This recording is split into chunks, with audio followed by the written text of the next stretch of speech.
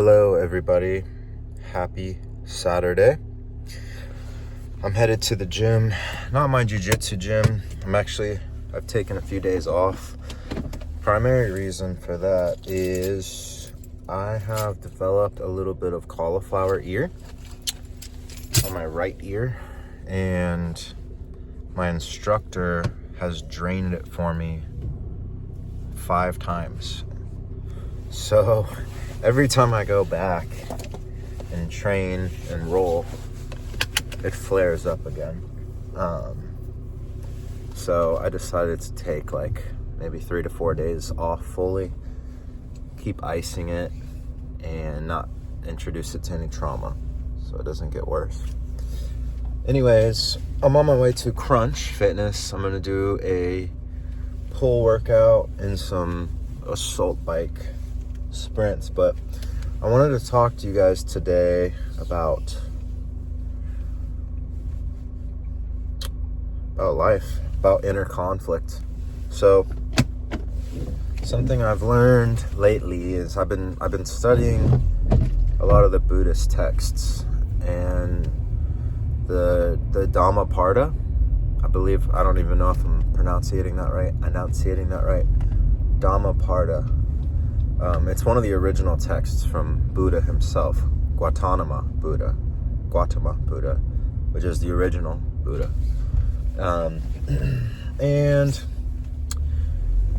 there's some very interesting stuff in there, and a lot of it has to do with kind of what I talked about in the last video with the Tao, living in the Tao, and not living off people's expectations or striving for things other people strive for, or letting people influence you. But it's incredible.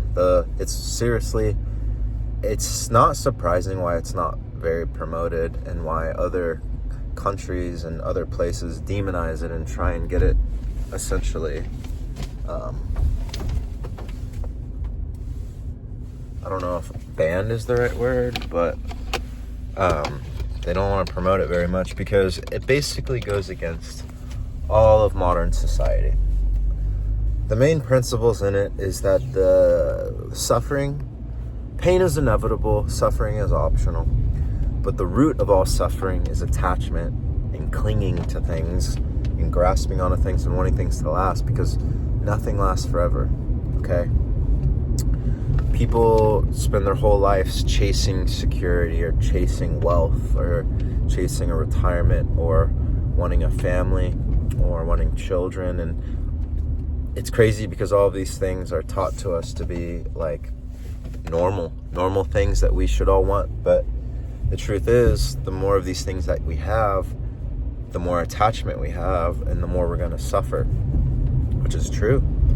So where I'm at, my biggest conflict is, it's not really a conflict, but I guess, you know what? I appreciate you guys, because sometimes I don't really have too many friends, and the couple people that I do keep very close to me, they don't necessarily understand how to listen without immediately spewing their opinions when I start talking. And I end up being the one listening for the majority of the conversation, which is fine. I believe that's why I'm put on this earth, is I know how to communicate well, and I know how to let people listen. But you guys are the best listeners ever, because you have to. You can't interrupt me. So, thank you. But my biggest conflict now is I have chosen the path of Buddha and enlightenment.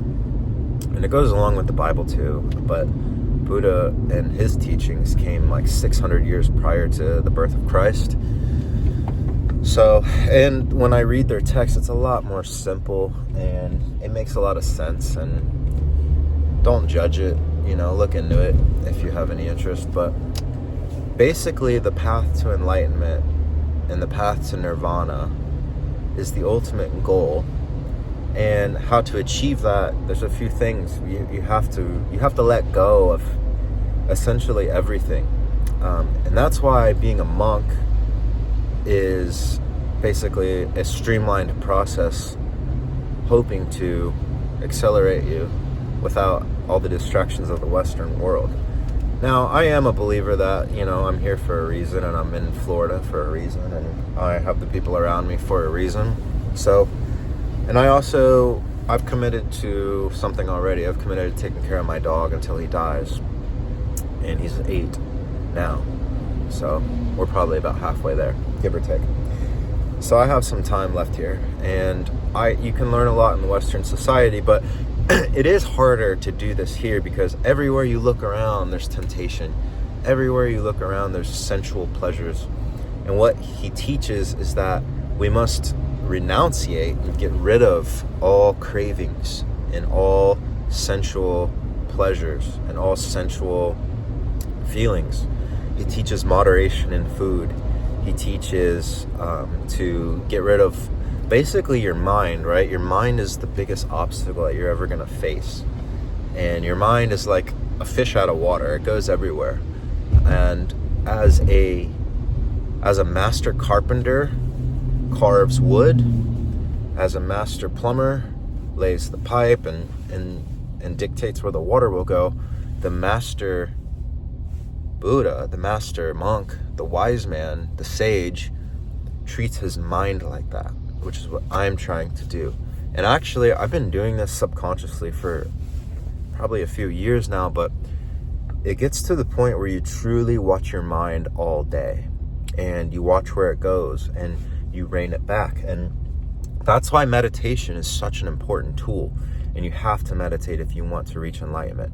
The reason why is because meditation will quite literally teach you to be able to bring your mind back to the present and to avoid your lingering thoughts and to avoid what you need to do and avoid basically temptation or negative thoughts, okay?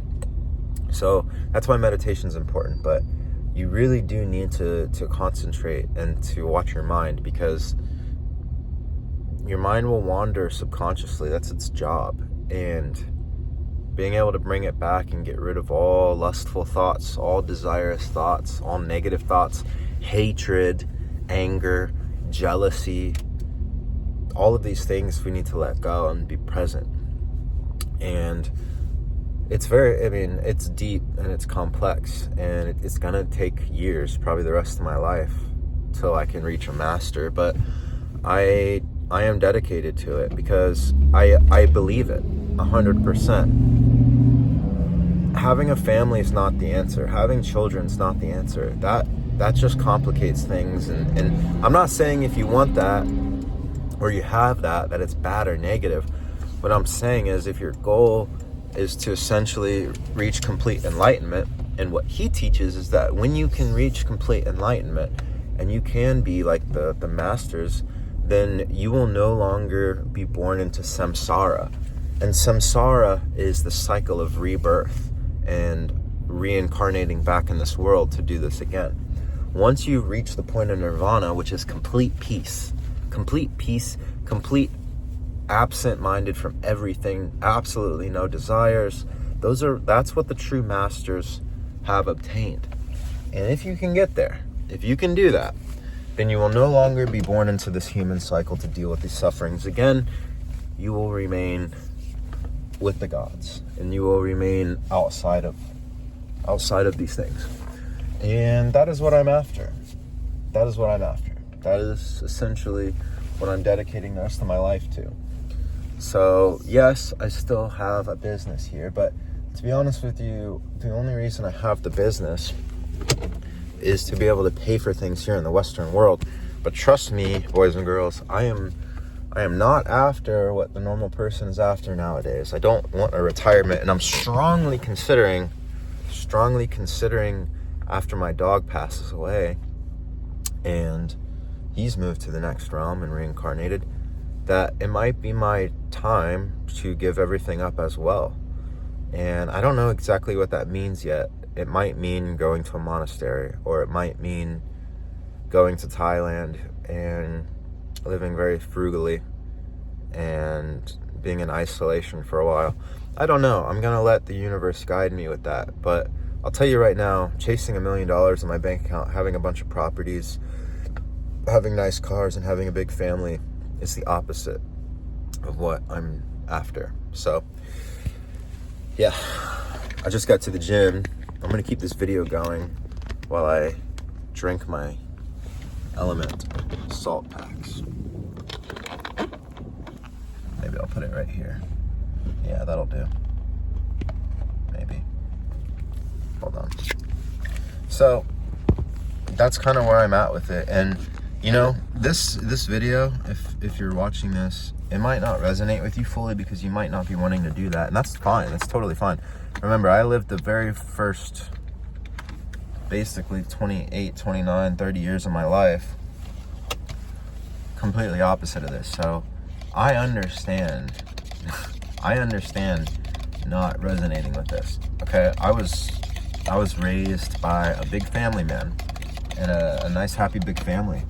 And you know, a lot of us were taught that is the ultimate way, and that's the only way to happiness, is to, and basically, this is a very poisonous thought, but a lot of people think and teach nowadays that if you don't have a family and you don't reproduce, then you're wasting life. Wow, how negative. How negative is that, dude? Jesus Christ, man. That, you gotta let that shit go, dude.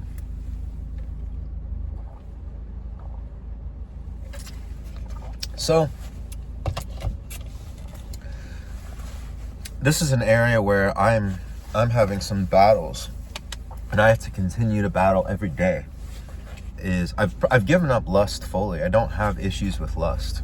Even if a very beautiful woman walks in front of me, and I don't have a choice but to acknowledge it, I will immediately turn away and not let my mind go towards any lustful thoughts or any negative ways at all. I won't allow it to do that, because it's not right. It's not healthy. I've already conquered that. That's fine. That's great. And the next phase of that is conquering it in your dreams. Because if you're a man and you've practiced semen retention for over a few months, then you know you will get attacked in your dreams as well. And I've gotten to the point where I catch myself in the dreams and I can stop, and I'm more cognizant now. And I applaud that to sobriety, because if you're not sober, you're not going to be as aware during your dream states. So this is some very real progress that I've been making. That's awesome. Now, the one and the consistent thought that constantly comes in my head that I have to catch myself and be aware of is basically finances, and thinking about whether I should move and try and find a cheaper place, or if I need to get a job when business is slow, or essentially that's it, really. Which I don't, that's unnecessary. I need to not worry or think about those things. I'm taken care of. I have business that comes in a lot all throughout the year randomly, and I'm fine. I'm taken care of. So that's a thought that I have to be very aware of now. And when that comes in, I have to acknowledge it and let it go and not worry, because I am taken care of. And there's seriously no reason to worry, because at the absolute worst case scenario, I would just work a little bit harder in my business to go find more business. That's all I would do. I would go knock on doors. I would go hand out cards. I would put yard signs out. I would run ads if I really needed to. Like, I know the answer to the money problem, so I don't ever have to worry about that. And finding a cheaper place to live, to be honest with you, I have a very good situation right now. And if I did move somewhere cheaper, then I would have to pay for a warehouse or a storage unit for my company and my trailer for the pressure washing business. So all of that is quite unnecessary for a few $100s a month, when I could probably save a few $100s a month in other areas. So see, that's why me talking to this video right now helps, is because I can articulate my thoughts and speak it out without having somebody else interrupt me or interject their opinion. So I appreciate you guys for listening to that. So again, the mind is always wandering. It's always looking for something, and it goes off of basically, I think, earthly data. So all of the data that we're accumulating on Earth is what your mind has to work with. And That's not really what we're searching for. So calm the mind, watch your thoughts, watch your habits, and realize everything's going to be okay no matter what. No matter what. But the biggest things I would say to work on is your cravings, sobriety, being absolutely happy and secure with you just the way you are.